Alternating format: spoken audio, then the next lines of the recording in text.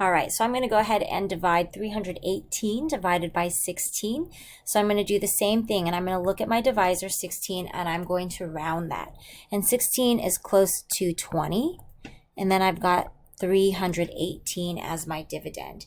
And I have to think, how many times would 20 go into 318? Well, I've got to figure out where to place that first digit. So I'm going to look at 20. How many times does 20 go into 3? And it doesn't. So I'm going to look at my next place value. And so I've got 31. How many times does 20 go into 31? And it goes into it 1 time.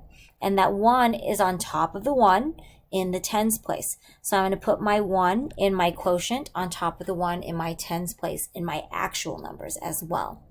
So I'm going to go ahead and multiply, and 1 times 16 is 16. Subtract, I have 15, and I'm going to check. Is 15 smaller than my divisor 16? And it is, just barely.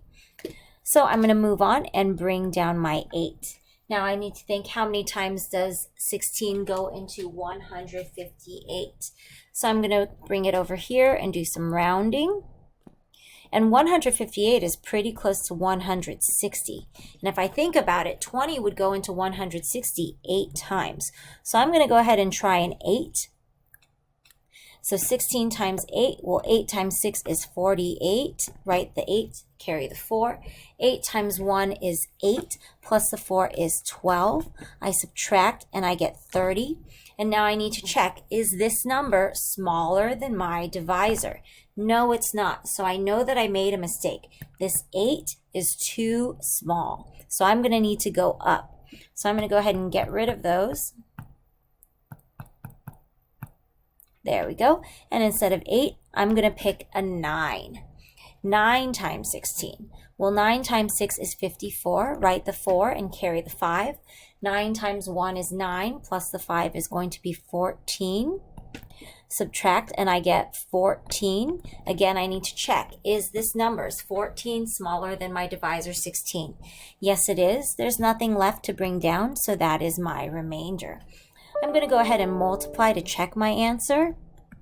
19 times 16. 9 times 6 is 54. Write the 4, carry the 5. 6 times 1 is 6, plus the 5 is 11. Moving on to my next place value, I'll put down a 0. 1 times 9 is 9. 1 times 1 is 1. I'm going to add those up. I get 304. Adding my remainder into that, I have 318, which is what I started off with. So I know that I do have the correct answer.